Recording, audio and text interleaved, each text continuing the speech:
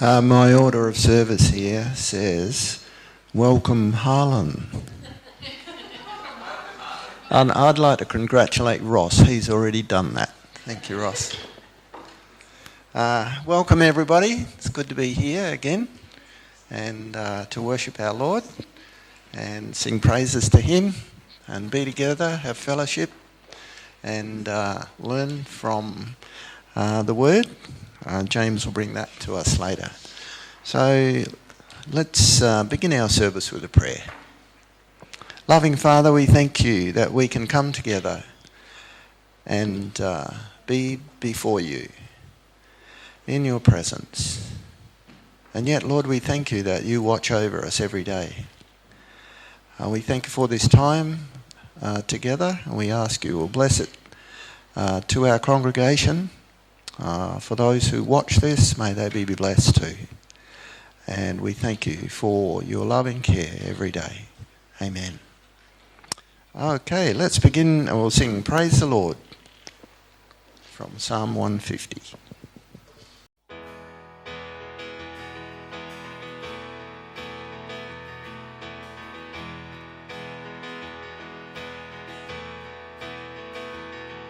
You made the starry host, you traced the mountain peaks, you paint the evening skies with wonders. The earth, it is your throne, from desert to the sea, all nature testifies your splendor. Praise the Lord, praise the Lord. Sing His greatness, all creation. Praise the Lord. Raise your voice, you heights and all you depths. From furthest east to west, let everything that has breath praise the Lord.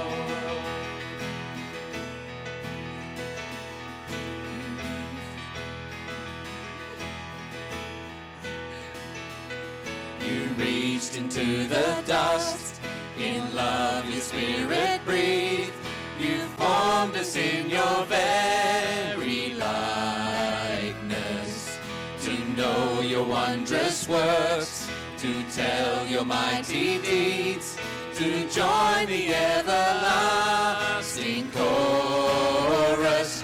Praise the Lord, praise the Lord. Sing His praises, all creation. Praise the Lord. Raise your voice, you heights and all you depths. From farthest east to west, let everything that has breath praise the Lord.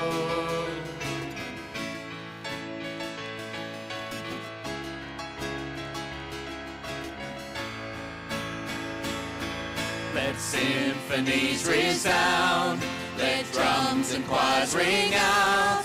All heaven hears the sound of worship.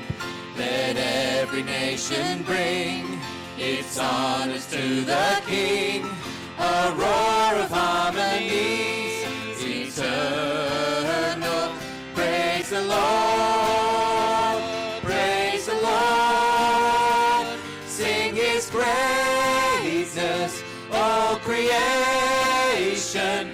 Praise the Lord. Raise your voice, you heights and all you depths.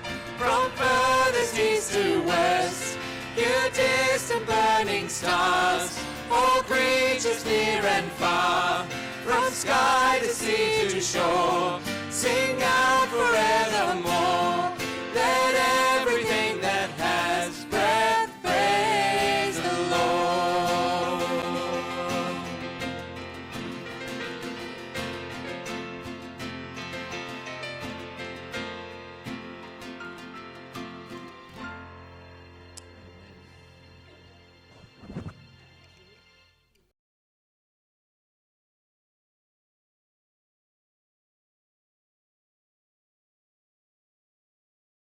First John verse 1 John 1 verse 5 to 10.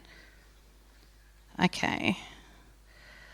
That which was from the beginning, which we have heard, which we have seen with our eyes, which we looked upon and have touched with our hands, concerning the word of life. The life was made manifest, and we have seen it, and testify to it, and proclaim to you the eternal life, which was with the Father and was made manifest to us. That which we have seen and heard we proclaim also to you, so that you too may have fellowship with us, and indeed our fellowship is with the Father and with his Son Jesus Christ. And we are writing these things so that our joy may be complete. Walking in the light. This is the message we have heard from him and proclaim to you, that God is light, and in him is no darkness at all. If we say we have fellowship with him while we walk in the darkness, we lie and do not practice the truth. But if we walk in the light, as he is in the light, we have fellowship with one another, and the blood of Jesus, his Son, cleanses us from all sin.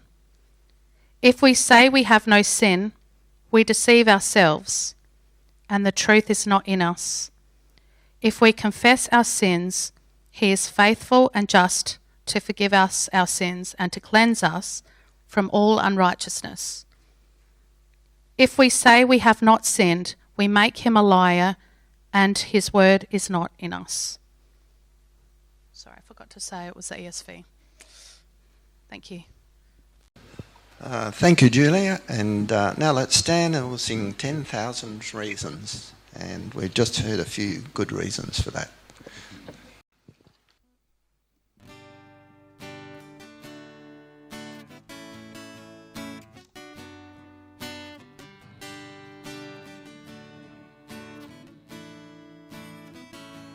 Bless the Lord, oh my soul, oh my soul, worship his holy name.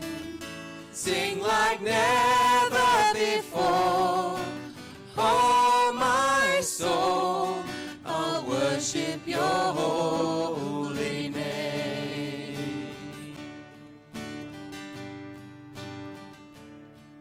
The sun comes up, it's a new day dawning. It's time to sing your song again. Whatever may pass and whatever lies before me, let me be singing when the evening comes. Bless the Lord, oh my soul, oh my soul, worship his holy name. Sing like never before, oh my soul, I'll worship your holy name.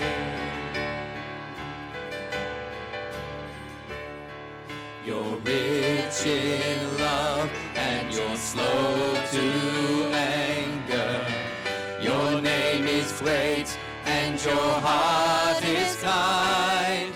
For all your goodness I will keep on singing.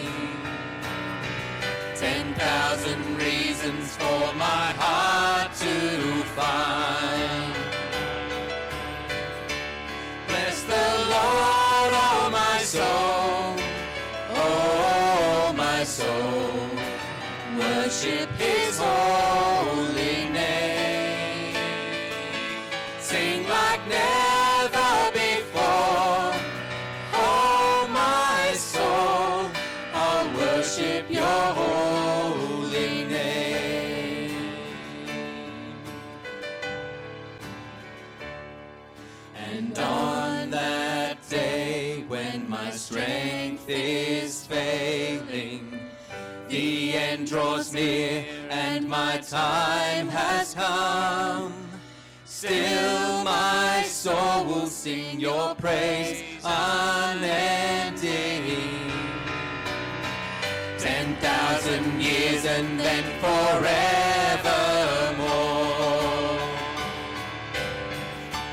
Bless the Lord, oh my soul, oh my soul.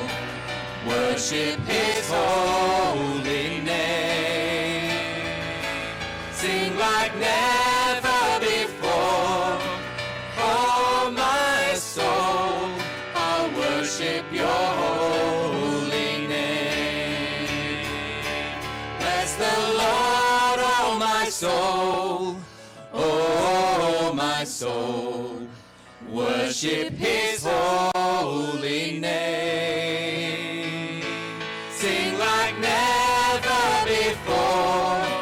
Oh my soul, I'll worship your holy name. Worship your holy name. Lord, I'll worship your holy name.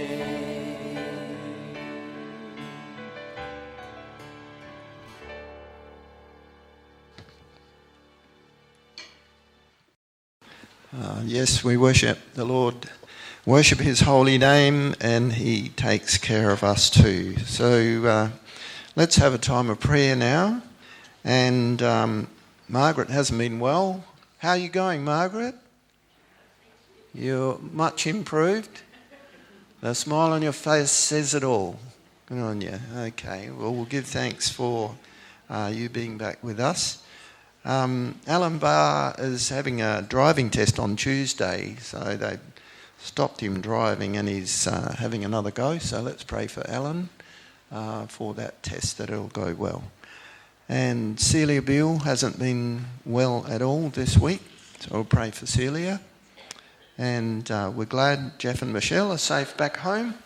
They're resting up today. So, is there any other people that we should, or issues that we should consider? Can we pray for Hannah and Callum, because Hannah's on her feet and Callum went back. Can I reiterate that prayer request? Can we pray for Belle? Because she's the one that's sky high with anxiety about it. So.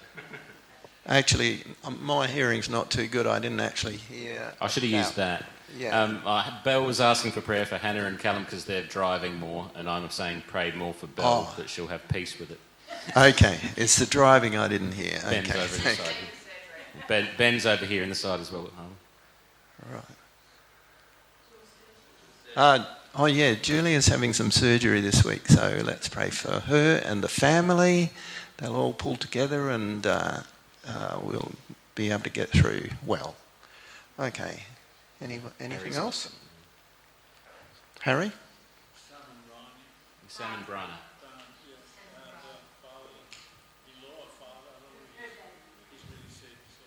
Okay. Okay. Okay.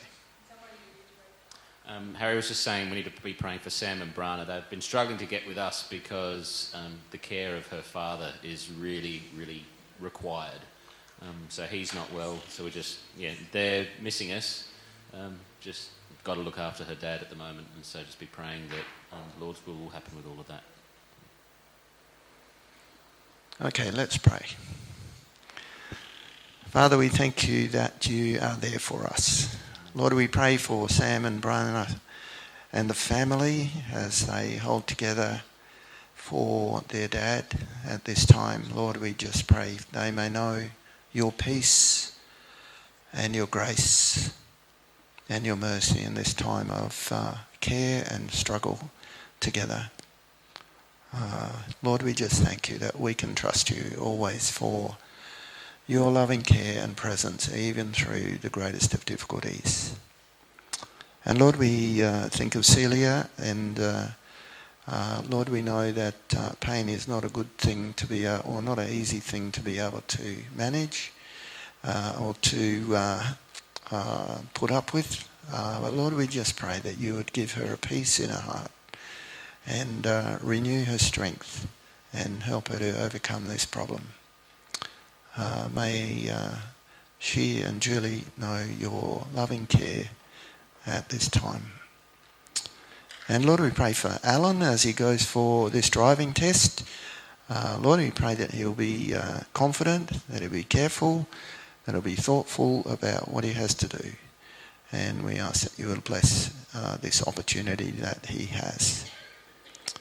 And Father, we thank you that Margaret is back with us, and it's just lovely to appreciate her presence with Peter here. We know they love being here, and we ask, Lord, we give thanks, Lord, for your goodness to them. And for Jeff and Michelle, after travelling so far and so long, Lord, may they have a good rest up today, and we look forward to seeing them again. And Father, we thank you too for growing up and the joys of growing up, and for the Russell family as they watch Callum and Hannah take into driving. Very exciting time, Lord, but sometimes very troubling and worrying. So, Lord, we pray that you will give the family a peace and the kids a good sense of care as they learn to drive, as they practice their driving, as they continue on becoming better drivers. Father, we thank you that we can come here and call on your name. We know you are spirit. You watch over us in terms of knowing you and deep in our hearts, in a spiritual sense. But Lord, you are the God of this physical world as well. And we thank you that we can look to you and trust you for those physical things that are happening around us as well. So we come before you today with gratitude for all that you are to us, as we pray in Jesus' name. Amen. And now we're going to take up the offering, and we'll be singing Give Thanks with a Grateful Heart. And I'll just make a comment about this song. I remember a memory, it has a very strong memory in me. I was at a conference and this drug addict, or he wasn't a drug addict anymore, but he'd recovered from that, and he had the scratchiest voice, and he's leading this big crowd of people, and you know what? It was beautiful. That verse, when you're poor, we have a sense of richness, and when we're weak, we are strong. What a wonderful song. Let's sing.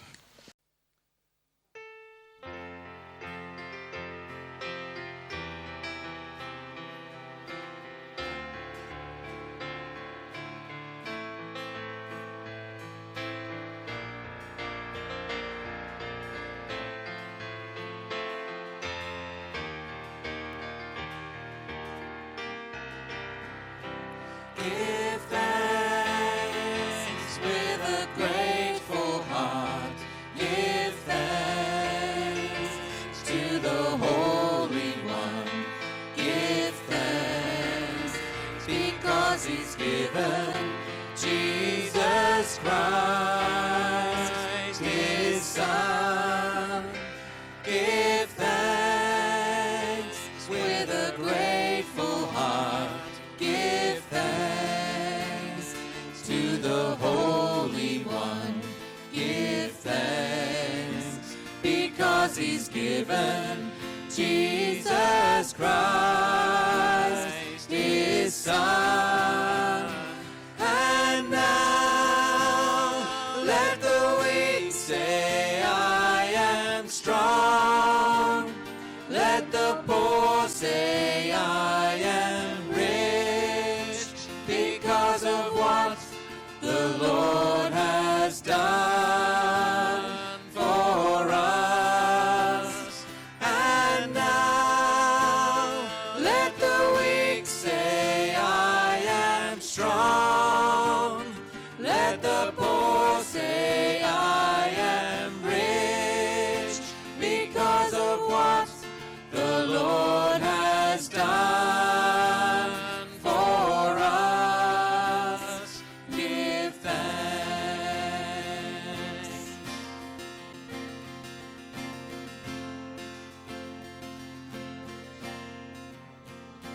Give thanks with a grateful heart.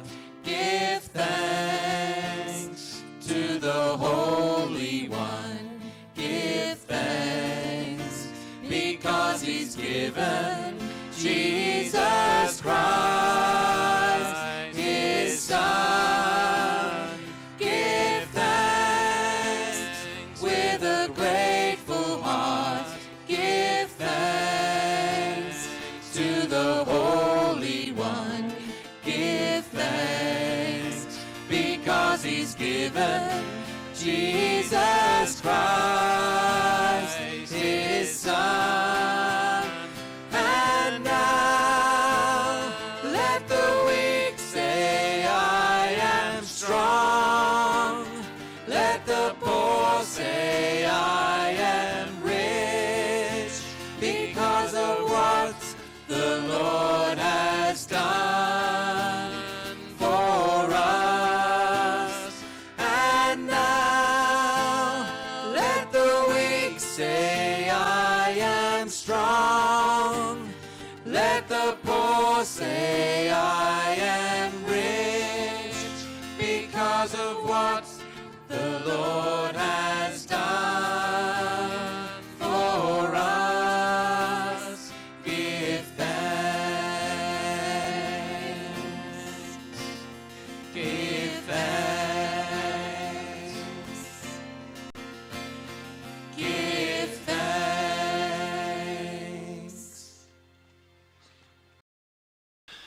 I forgot to include Julia and the family in my prayers, so let's pray, and we'll also give thanks for the offering.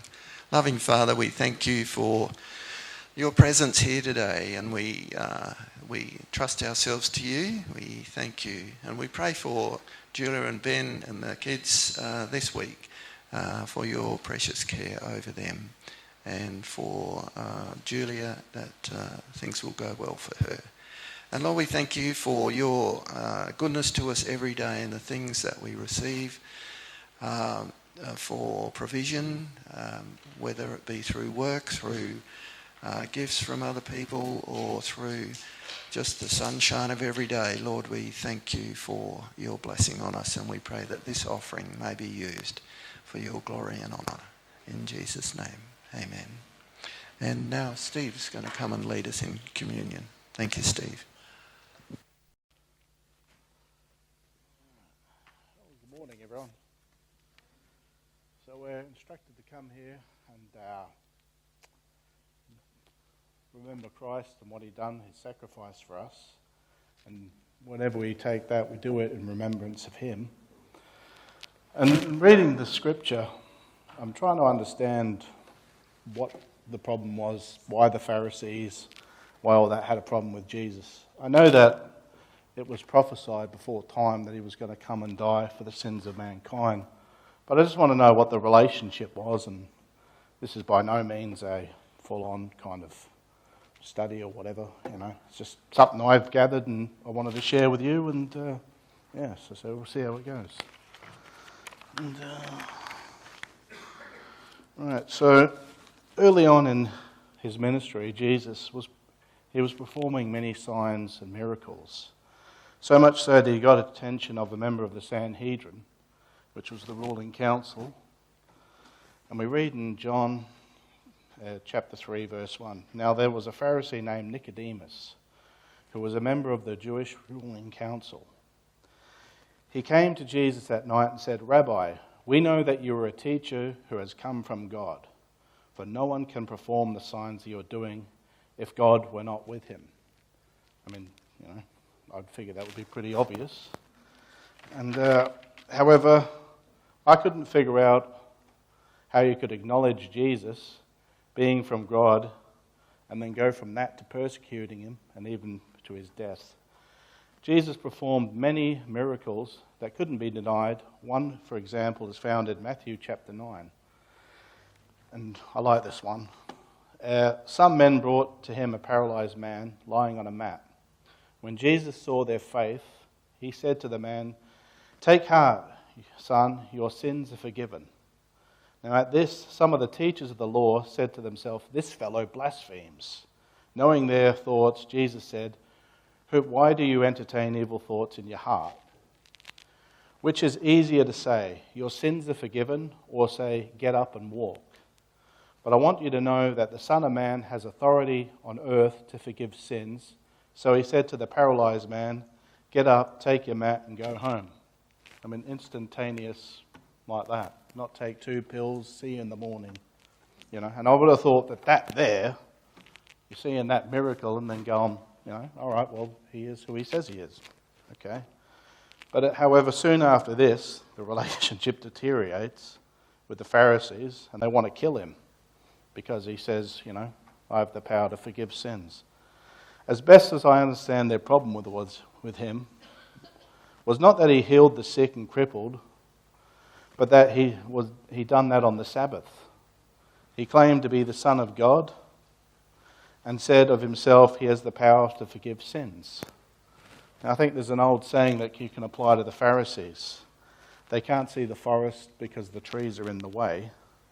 Or in other words, if there was a man that can heal the sick, give sight to the blind, raise the dead, cleanse the lepers, and walk on water, just to name a few of his miracles, then that is someone you might want to believe what he says about himself and listen to him, I would have thought. However, the problem was that the Pharisees had a problem because he was becoming very popular, and therefore we read in John chapter 11, this is, I think, the reason why they wanted to kill him. But some of them went to the Pharisees and told them what Jesus had done. There, the chief priests of the Pharisees called a meeting of the Sanhedrin, and they said, "What are we to accomplish?" They asked. "Here is a man performing many signs, and if we let him go on like this, everyone will believe him, and then the Romans will come and take both our temple and our nation away." And then one of them, named Caiaphas, who was the high priest, spoke that year, "You know nothing. Don't you realize that it's better for one man to die for people than the whole nation to perish?" I thought, okay. But however, everything about Jesus' arrest and his trial violated not only God's law, but the law of the man-made rules of the Pharisees. I mean, they weren't interested in a fair trial. They just wanted Jesus out of the way and dead. For example, just a few of the things. I read an article on that, and it goes into... What's that, right? It goes into detail, all the points. And I just highlighted a few of them here. You need 2 or 3 witnesses to establish a thing. And they couldn't even get their witnesses straight. You can't hold a secret trial at night. It must be made public. Everyone, must come along. He must be able to defend himself. And if you're going to perform a trial like that, it must be over a long period of time, if the death penalty is what they're going for, because again, he has the right to defend himself. The priests have to be neutral. They can't have already come up with their own findings, which they violated. These Pharisees were meant to uphold God's law, not break it, and be a law unto themselves. Having handed Jesus over to the Romans to be murdered, and let's face it, that's what they did, I believe that their part in breaking God's 6th commandment, "You shall not murder." I mean, Jesus suffered many things. He was beaten by soldiers and mocked, having a crown of thorns placed on his head, having to carry his cross part way, suffering a barbaric form of execution, having nails been driven into his hands and feet. I mean, just absolute, I can't. The injustice that he suffered. But this is the part, what I wanted to say. This part I find awestruck. That while he was on the cross, suffering that humiliation, he didn't even think of himself. I mean, he didn't think of himself. He didn't have like a pity party, which he was thinking of other people. And that to me shows you who God is, while he was thinking of other people. Now, there was a thief on the cross with him who was sympathetic to Jesus. And he said to Jesus, "Remember me, when you're going to die." And he goes, "Truly this day you'll be with me in paradise." To his mother, who had to witness his execution, he said, "Woman, here is your son," and to the disciple, "Here is your mother." He's thinking of her welfare while he's in agony and pain. And to the crowd, he says this, and this is the part of, "Father, forgive them, for they know not what they do." I mean, I don't know, I just find that amazing, how he could go through all that and not think of himself. And that to me shows you God's love and his mercy. But as Isaiah says, he was prophesied, "But he was bruised for our transgressions, he was crushed for our iniquities. The punishment that brought us peace was on him, and by his wounds we are healed." So he succeeded in his mission, And that's it. That's what I've got to say. Heavenly Father, thank you for dying for us, for laying down your life and sacrificing it so that we can be made right with God the Father, and that our sins can be wiped clean. Thank you, Lord, that you are merciful, loving, slow to anger, and just want a right relationship with us. Thank you in Jesus' name. Amen. And if the helpers can come up and...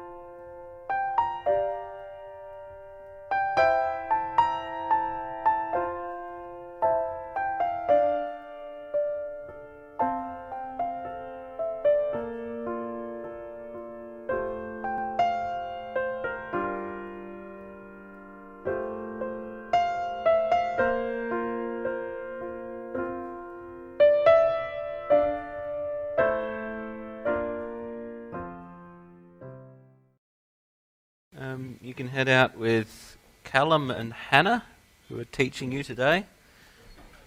I don't know, should we be more concerned that they're driving cars or driving these children? No. It's a great thing to see young people growing up and taking responsibility in life, and it's a joy of mine. And Jaden's in that category as well, where I see her just growing up from when we were all passing you around because you were so little, and now you're working and growing up in front of our very eyes. It's a joy to see life happening. That's a real joy. So I just want to encourage all of our young people that not to be scared that life moves. It's meant to move, and you're meant to move with it. And it's beautiful to see.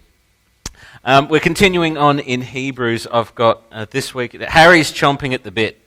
We've been talking for the last week. He thought he was preaching this week, and I promptly said, "No, you're not," because I've got this week and next week before I won't be preaching for a little while. So he can then kick me off as he gets into a run himself. It's a really blessed position to be in, to be working with someone who's as passionate about the scriptures as I am, and we work together so well in that. And I don't know how much church business gets done when we have our meetings, because we just end up on the scriptures every single time, and it's a real joy to go through that. In going through Hebrews, we've been talking about this journey of understanding Jesus and understanding why the Hebrew mind needs to have such a firm grasp of who Jesus is. And we've been relaying how that relevance to us overflows because we've been talking about the anxiety and the pressure that those Jews and those Hebrews that had come to Christ were experiencing, and realizing that in our own lives we experience the same sort of anxieties.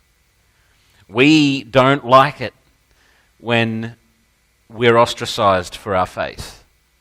We don't like it when our souls are stirred when we see the state of our world and we know that the world is catering to itself and trying to push us further and further out. We feel it. We really do. And so this whole idea of the greatness of Jesus and understanding his greatness and what he is and what he accomplished and what he came to achieve becomes so pivotal to us holding on to the way that we deal with that anxiety. It is a discipleship issue, not a theology issue. I really want to stress that difference because this is one of the topics that Harry and I constantly get talking about as we're talking about the different scriptures. As we go through this and we're astounded at the way that academics grabs the scripture and turns it into this high-end way of thinking that only the elite few can really access and understand. The scriptures are for you and I, for people going through real situations, living real lives, trying to realize and grapple with the concept that the world hates me, but Jesus loves me. Is Jesus worth it? Do I stick with him? And Hebrews is dealing with that, and it's dealing with it in a ridiculously ethnic way.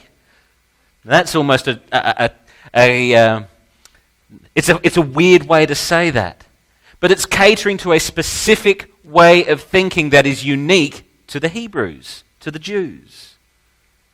And so we have to get to that point of understanding what's going on. And one of the things that as I was reading through Hebrews and getting ready for chapters 9 and 10, one of the things that starts coming through is the way that the Hebrew mind is captivated by patterns. Patterns throughout their history, patterns throughout their scriptures, patterns throughout their identity.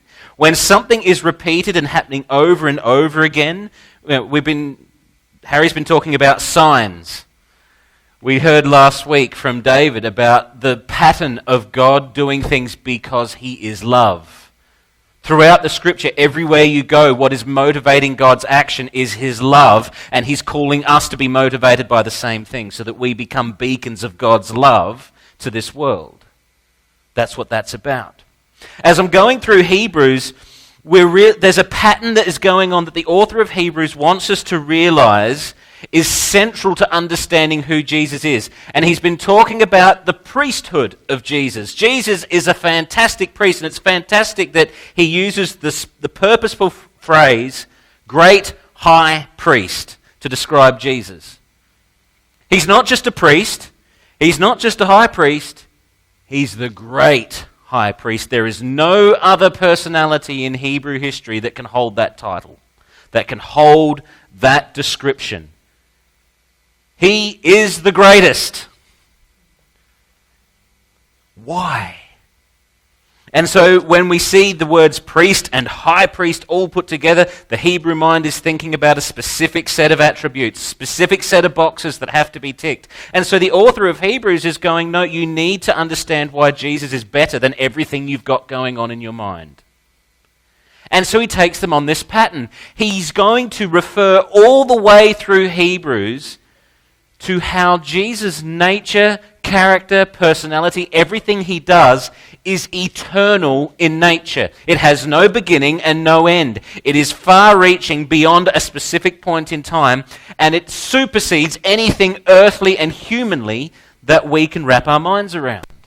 And so look at the pattern.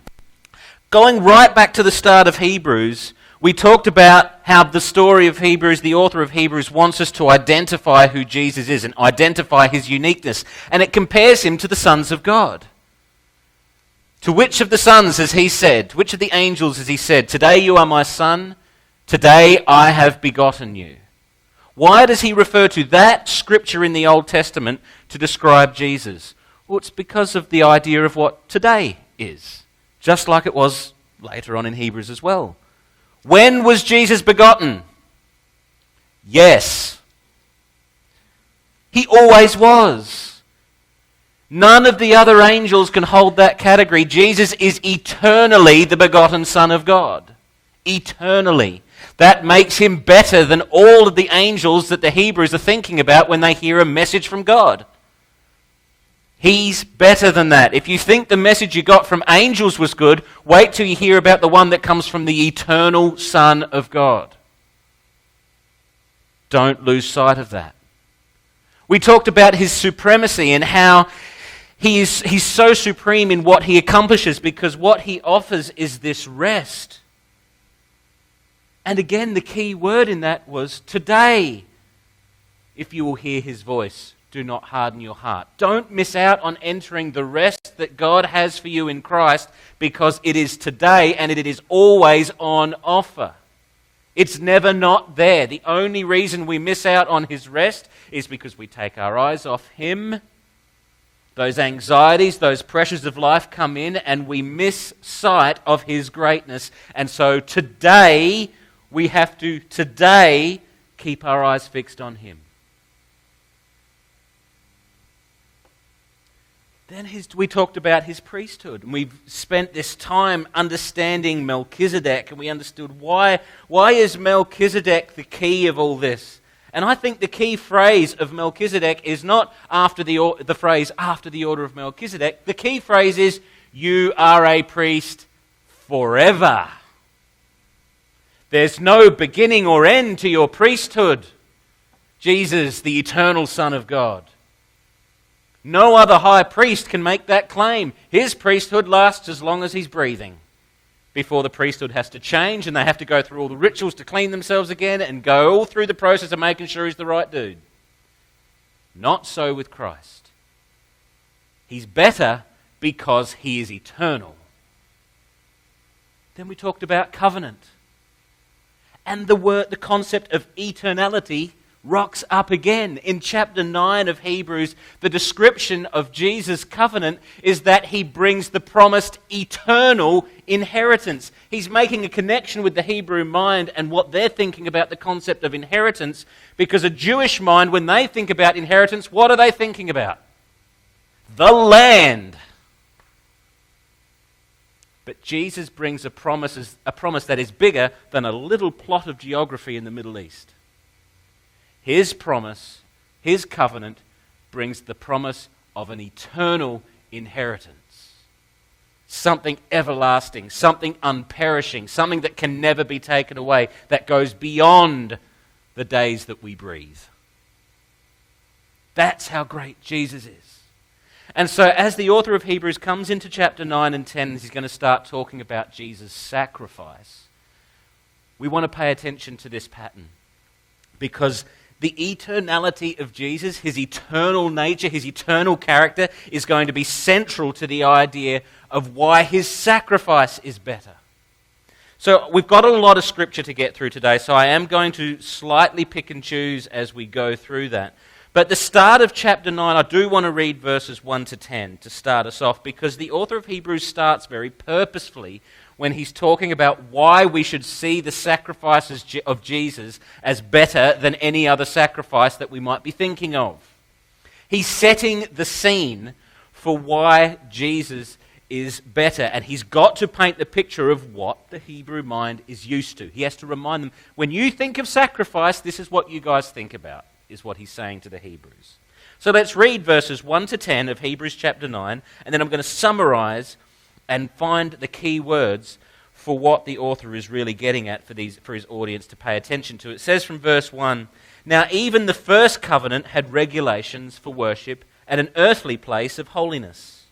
For a tent was prepared, the first section, in which were the lampstand and the bread of the presence. It's called the holy place. Behind the second curtain was a second section called the most holy place, having the golden altar of incense with the ark of the covenant covered on all sides with gold, in which was a golden urn holding the manna and Aaron's staff that budded and the tablets of the covenant. Above it were the cherubim of glory, overshadowing the mercy seat.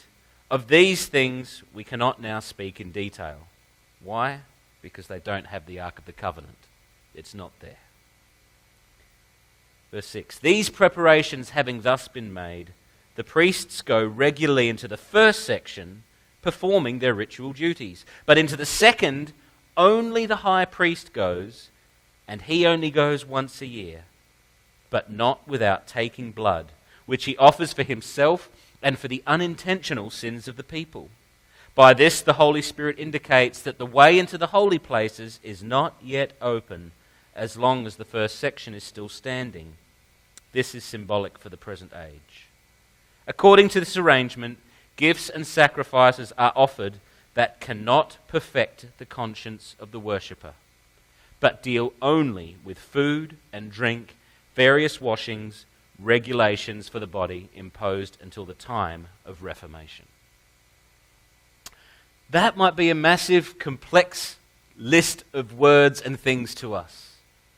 But what is purposefully being communicated by the author of Hebrews to a Jewish mind is that when they think about sacrifice and covenant, they're only thinking earthly.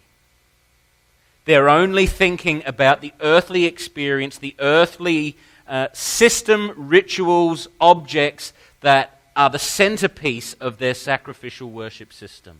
That's why he goes into listing the layout of the temple, the two sections, what's in them, what the Ark of the Covenant looks like. He's going and saying to them, look guys, when we think about that first covenant, I know what you're thinking. Let me show you what you're thinking. You're only thinking about these human, earthly, temporary things.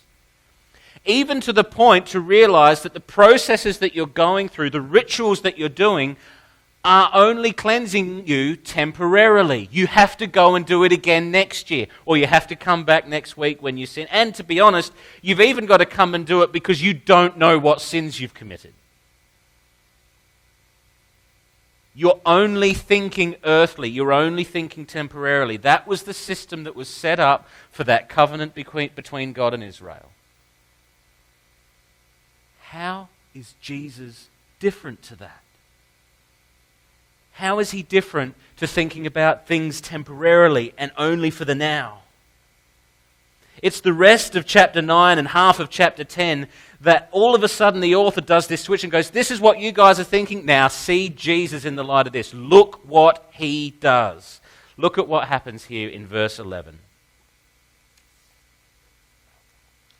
In verse 11 it says, it says but. Everyone got the word but there? That's important. This is to say that what I'm about to describe to you is to compare what you're used to thinking about to what Jesus actually is. But when Christ appeared as a high priest of the good things that have come, then through the greater and more perfect tent, not made with hands, that is, not of this creation, he entered once for all into the holy places, not by means of the blood of goats and calves, but by means of his own blood, thus securing what? What's that next phrase? An eternal redemption. Straight off the bat, the first thing the author of Hebrews wants us to get is that everything that Christ does has an eternal focus, not a temporary one. Everything that he's about is looking beyond this earth and into the heavenly realms. Jesus goes in not with the blood of goats and pigeons and bulls and calves. He comes with his own blood. Why is his own blood before? He's only spent the whole of the book of Hebrews telling us that Jesus is eternal himself. So what does that mean about his blood? His blood's not of this earth. Isn't that an incredible link to make? Why is it that Jesus' blood can perform an eternal issue? Why can it deal with eternal concepts? Because the blood of the person that's offering it is eternal in and of itself. This is the eternal Son of God offering his eternal blood, and he takes it into the heavens. It's an incredible message that's being sent. He's asking these people to take their eyes off the earthly and see the heavenly, and see the magnitude of what Jesus is doing with that. Because look at what verse 15 says. Let's continue on. Verse 13, let's continue what he's saying. For if the blood of goats and bulls and the sprinkling of defiled persons with the ashes of a heifer sanctify for the purification of the flesh, how much more will the blood of Christ through what? The eternal Spirit offered himself without blemish to God, purify our conscience from dead works to serve the living God. Therefore, he is the mediator of a new covenant, so that those who are called may receive the promised eternal inheritance, since a death has occurred that redeems them from the transgressions committed under the first covenant. How many times does the author have to use the word eternal for us to get the picture that the message he wants us to get is that Jesus is eternal? Everything that he's doing is eternal. It's a tremendous idea to think that Jesus is coming with his own eternal blood through the eternal Spirit to accomplish an eternal promise. That is so much bigger than what the Jewish human mind is used to thinking about, because everything for them is now and in the temporary. And even in our Christian walks, and I think this is why Hebrews is going where it's going. It's going towards the place of faith in our walk with Christ. Why faith is the pinnacle for this, and this is the foundation for it. What does our faith look like? I'm ruining next week's sermon now. What does our faith look like if we keep treating Jesus like he's only temporarily forgiving our sins? What a limited Saviour that is. But if our faith is in the eternal one who secured eternal things on our behalf, then our faith is eternally secured. And so you can confront the anxiety of your life, the troubles of this world, because nothing that it does, nothing earthly, nothing worldly, nothing that's part of this creation, funnily enough, can separate us from the love of God in Christ Jesus, because it's eternal. Hebrews is giving the same message that Paul's giving, just to a different mindset. He's connecting with who they are. He is not saying something different.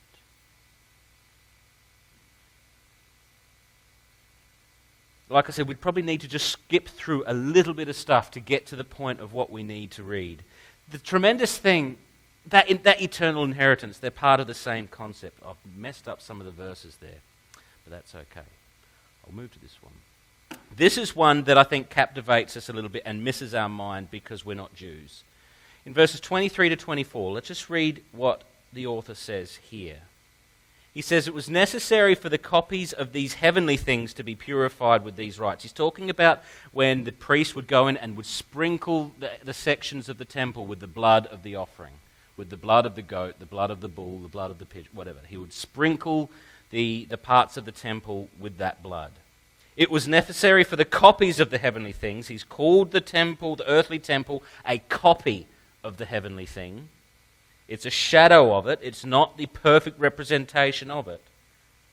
It was necessary for those things to be purified with these rites, but the heavenly things themselves need a better sacrifice than these. For Christ has entered not into the holy place made with hands, which are copies of the true things, but into heaven itself, now to appear in the presence of God on our behalf. We've brought into a little bit of a problem in our traditional Western ideology of the faith. We think that we've come to Christ, we've seen what he's done for us, we've seen his sacrifice, we've seen his death on the cross for us, and we accept that and we follow him so that the hopes that one day when we die we will go to heaven, which is the most beautiful, perfect place. Right? That's the picture we've got in our heads, isn't it? So then how does this work? How does it work for the author of Hebrews to insinuate and say that the heavens need to be cleansed? Have you thought about that? Hebrews just said that just like it was necessary for the earthly holy place to be cleansed by the rituals that the priests offered, the heavens need a better sacrifice than the earthly ones. He's saying that the heavens aren't pure. Jesus has to cleanse the heavenly realm for us to have access there. Why is he saying that? Does your mind not go, hold on, I thought heaven was perfect? You thinking that? So what is the author of now you have to think like a Jew, because they have got the entire history of humanity in the back of their minds.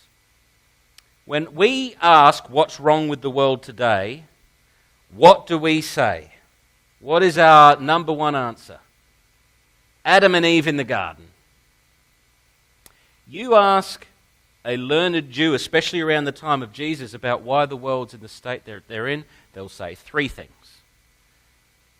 The rebellion in the garden, the rebellion before the flood, and the rebellion at the Tower of Babel. All three of them are both spiritual and physical. Where did corruption originate? It wasn't in the garden. The serpent, the Nakash, came to the garden with the corruption to pass it on. He was already corrupt in his mind. The origin of the corruption is the heavens, because there was a spiritual rebel there, ready to corrupt God's good creation. Then you read Genesis 6, just before the flood, and you have a spiritual rebellion that comes down to corrupt humanity. The sons of God saw the daughters of men. And at the Tower of Babel, you have another spiritual rebellion as all of humanity says, no, I don't want to follow God. I want God to follow us. And so God says, I'm divorcing you, and you can have the rebellious angelic host as the ones to follow. So they do not see the ultimate problem as just earthly. We are in a mindset where we do not link the spiritual and the physical. Moses' covenant and the sacrifices that are in that covenant do not deal with spiritual rebellion. They do not deal with the heavenly problem. It's purely for the earthly problem. And so the author of Hebrews is saying, for the heavenly problem to be fixed, it needs a better sacrifice. Goats and bulls and pigeons aren't enough. But Christ has entered not into the holy places made with hands, but into heaven itself, with his own eternal blood, because he is the eternal Son of God. He is the one who is only uniquely qualified to fix the heavenly problem. No other being can fix that. There's no other eternal one.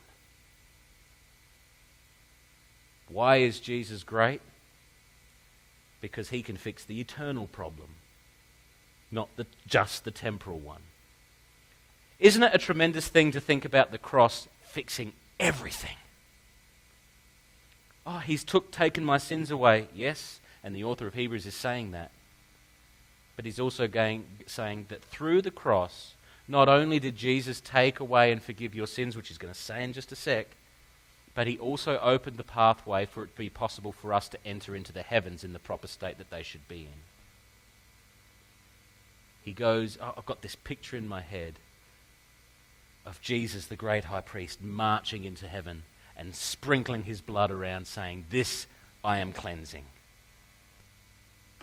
Now his family can join him in the heavenly place, right in the very presence of God, not in a makeshift shadow room that represents the meeting place of God, but into the actual meeting place of God. Jumping forward, why is it that Hebrews says that we can go boldly into the throne of grace? It's all connected because Jesus has opened the pathway and he's the only one that can do it. He's the only one.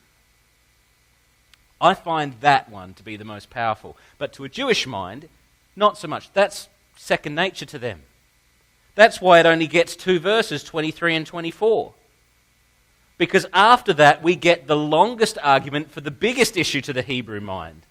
For them, they're so used to a sacrificial system that is what? Repeated over and over and over again. They've got to make sure that they hit the right timestamps every year, every month, every season. They've got to bring the right offering at the right time to account for the right wrongdoing. Listen to the repeated phrase that we're going to see for the rest of this section from verses 9 verses 25 through to chapter 10. I'm going to read this. Nor was it to offer himself repeatedly. So not only has Christ gone into the heavens with his own blood, but now he's also not gone to offer himself repeatedly as the high priest enters the holy place every year with blood not his own. For then he would have had to suffer repeatedly since the foundation of the world. But as it is, he has appeared once for all at the end of the ages to put away sin by the sacrifice of himself. And just as it is appointed for man to die once, and after that comes judgment, so Christ, having been offered once to bear the sins of many, will appear a second time, not to deal with sin, but to save those who are eagerly waiting for him. Did you read that? What is Jesus coming back? See, I think this is another lie that we've sort of bought into. We're looking forward to the second coming for Jesus to do away with the evil in this world. The author of Hebrews says that's what the first coming was about. We as Christians live in this world thinking that we've still got a battle to fight, as opposed to living like Christians that realize that the battle's been won. What we're looking for in Jesus' second coming is for him.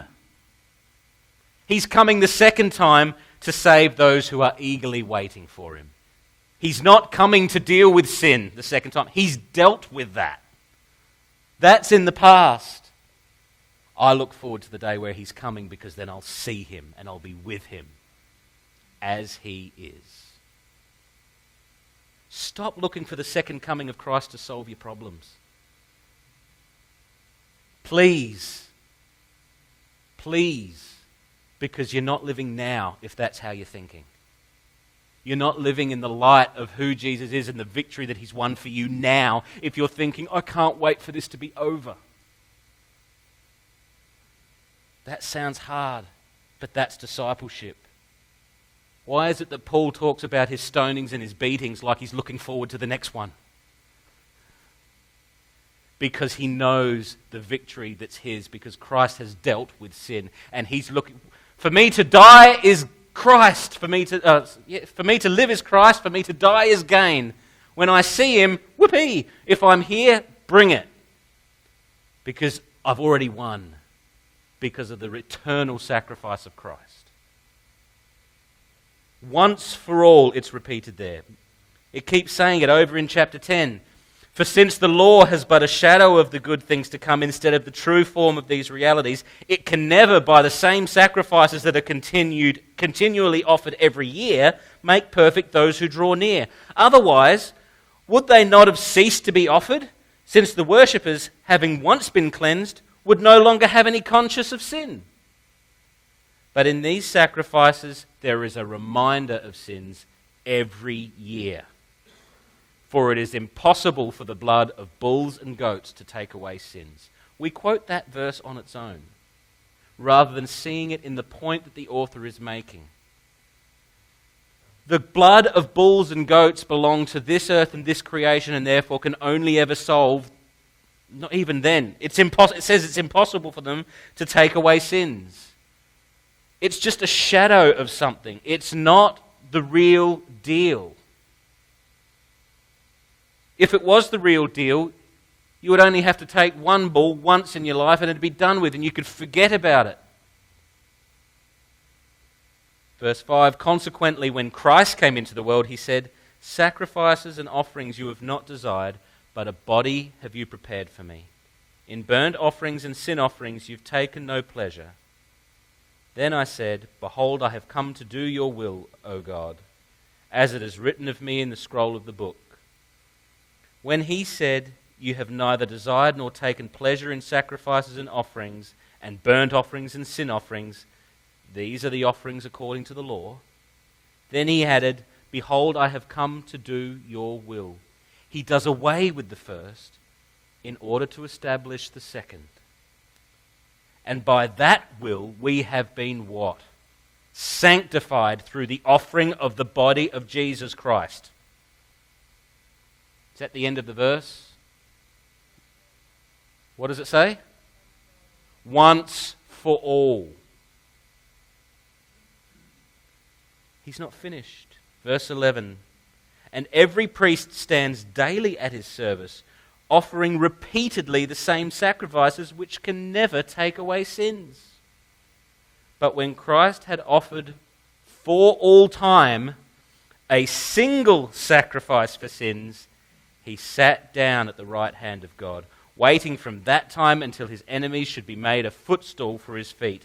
And by a single offering, he has perfected for all time those who are being sanctified. Are we getting the picture that what Jesus is doing is permanent, eternal, once for all? We've used that phrase once for all, and I think we've interpreted it that it means once for all people. That's not what Hebrews is saying. It says once for all time. It's talking about the eternal nature of Jesus' sacrifice. He's not talking about how many people are being saved. He's talking about the effect of their being saved. How far-reaching is their salvation? It is for all time. People, if you believe that Jesus Christ is the Son of God and that he died for your sins, you are saved eternally. He is not an incompetent Saviour. He is not limited by earthly things. He is eternal. How powerful a message is that? You'd think that'd be the end of it, wouldn't you? But all of that stuff, the eternal sacrifice, the fact that he's offering his own eternal blood for an eternal promise, the fact that he's purifying the heavens, not just the earthly, the fact that his sacrifice is once for all time, all produces a tremendous result that the author of Hebrews wants his audience to grapple with and own and never let go. Listen to verses 15 to 18. It says, the Holy Spirit also bears witness to us for saying this. This is the covenant that I will make with them after those days, declares the Lord. I will put my laws on their hearts. I'll write them on their minds. And then he adds, listen to this. Be thinking how we've been talking this morning about the eternal nature of things. This is what God said in the Old Testament, promising of what's to come. I will remember their sins and their lawless deeds, what? No more. There's no hashtag. There's no read the small print down the bottom of the page. Verse 18, where there is forgiveness of these, there is no longer any offering for sin. Can it be any clearer? There is no more offering. There's nothing more you can do to certify your eternal security because you aren't eternal. What do you have to offer? Nothing. Jesus' eternal sacrifice results in an eternal forgiveness of sin. He does it. He solidifies it. He secures it. You need to own it. And stop living like you lose it every second of the day. Where there is forgiveness, there is no longer any need for an offering. Do you not know that you are forgiven? Not just because of the earthly problems that we have, but because of the eternal problem that we have. We were created to be eternally in relationship with our God, to be His image. That's the problem. The sins that we commit, and I've said this before and I'm going to say it again, the sins that we commit are a symptom. They are not the problem. When I lie, when I cheat, when I do all these sorts of things that just come up in my flesh, that is not the problem. The problem is I'm disconnected from the Creator I'm meant to be intimately connected with. And that disconnection is causing a corruption in my way of thinking. It's causing a crookedness. It's causing iniquity. That should spark Isaiah 53. But He was bruised for our transgressions. He was crushed for our iniquities, whichever way around that is. The chastisement of our peace was upon him, and by his stripes we are healed. Our crooked way of thinking that comes from a heavenly problem is set straight by a heavenly man, the eternal Son of God who gave himself for us. It's a tremendously powerful message to a Hebrew mind, and it should be to us too.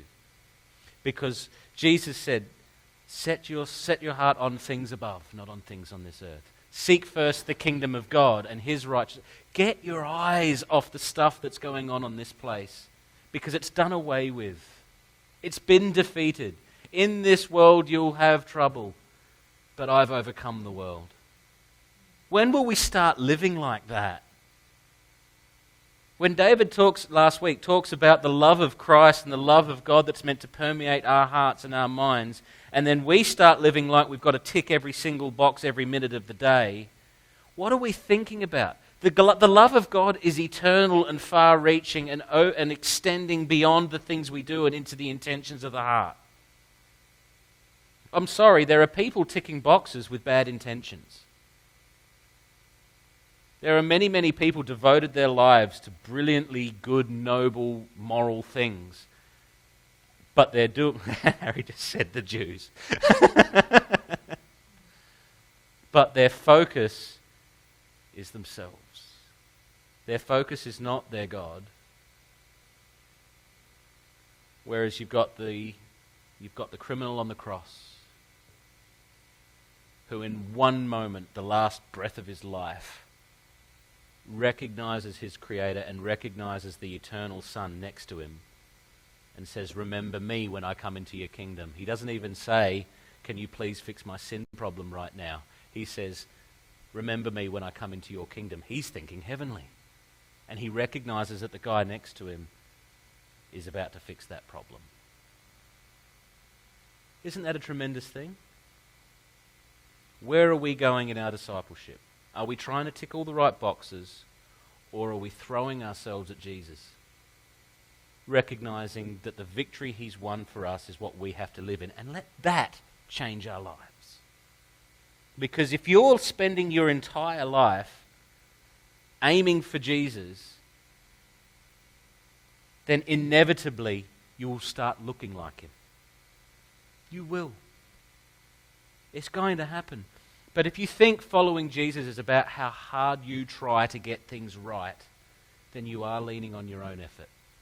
I'm sorry. That is the reality of it. It's all of Jesus, or we miss the boat. Next week we talk about how faith works with that, and I know I've hinted at it this morning. But I was just blown away at recognizing how important and big a deal it is for us to realize that Jesus is eternal. It's such a small phrase, and yet what it means is so great. Let's encourage each other to keep our minds and our eyes set on him.